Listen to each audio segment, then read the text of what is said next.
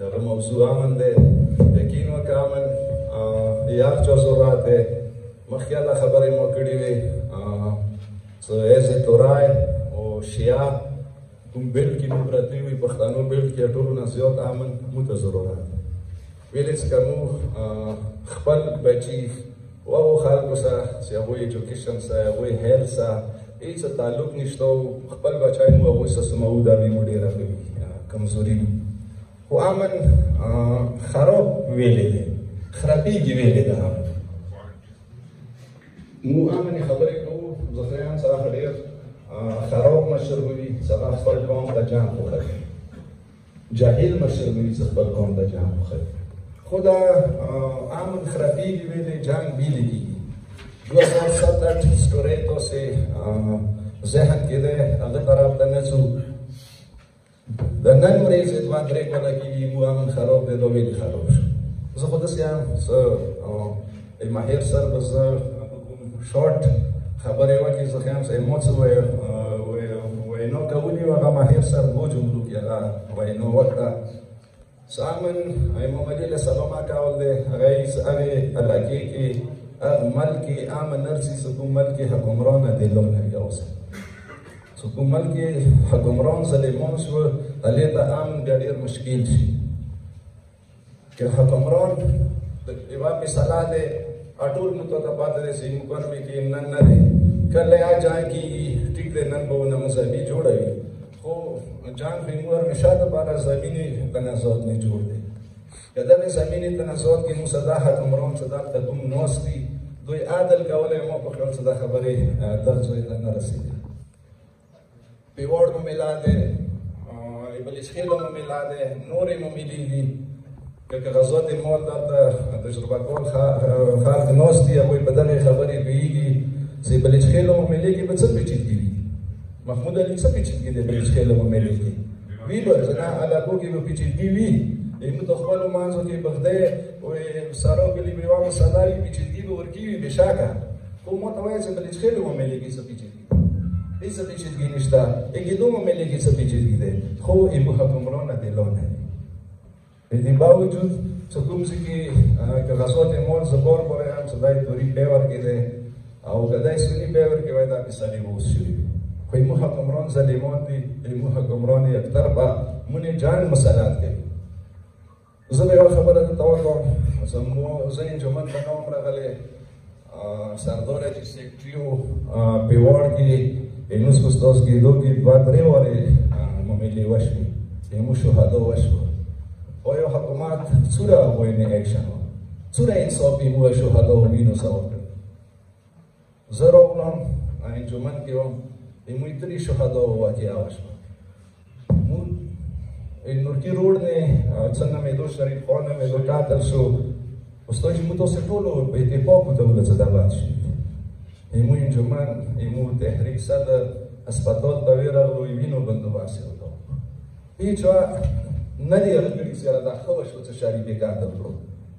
خو هغه نیمه غنټه کې هغه ریاکشن مو تاسو ټول ولیدو چې هغه څه ریاکشن وکړو ونن ورځې پورې هغه خلک زه به مزامل هغه خبره وم دا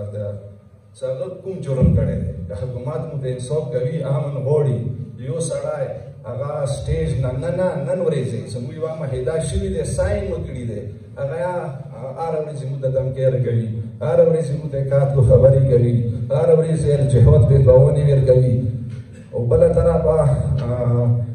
یو ځوان به یو جذباتي تقریر کوي هغه کې به نه چاته زیاړې کړي وي هغه کې به نه چاته ویلي وي چې دا هغه د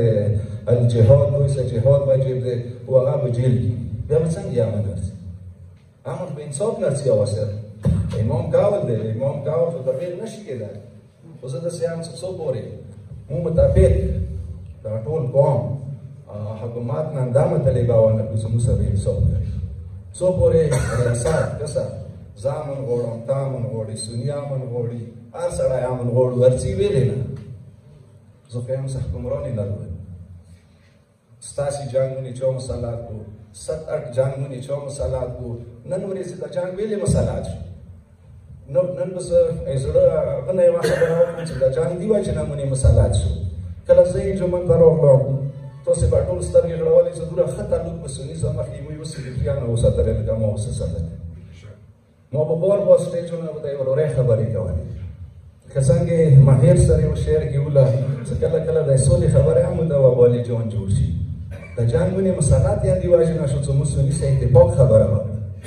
موږ سني سه اتحاد خبره وکړه موږ سني د خپل مرکز کې ځای ورکړو دوره به شیعه سه مرکز کې نه وو اوس به د اهل سنت به موږ ناستو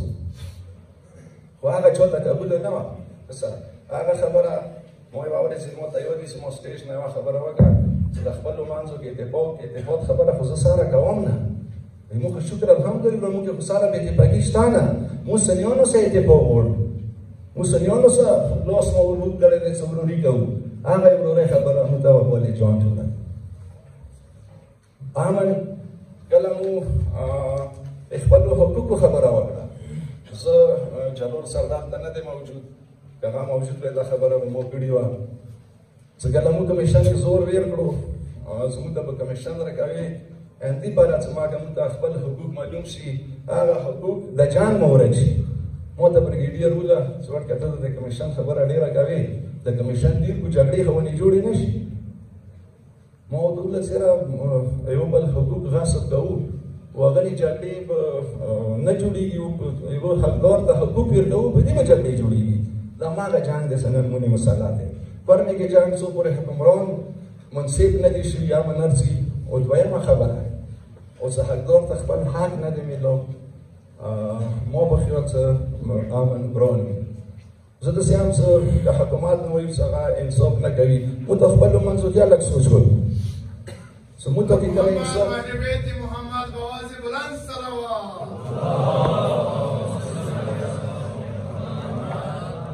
موږ ته خپلو منځو کې څومره انصاف کولی هلیکاپټر خبره یې موږ تاسې مخته دی ٹھیک دی زه هلیکاپټر ذمه دار یم ما کې به غلطي وي مسرعت کې دلته ناست دي کې به غلطي وي چې دا کوم عوام دی څه کس سره دی ما ورور خپا کړي او زه صرف چکر ته روان یم موږ ته څومره انصاف کوي ګوره موږ ته دا انصاف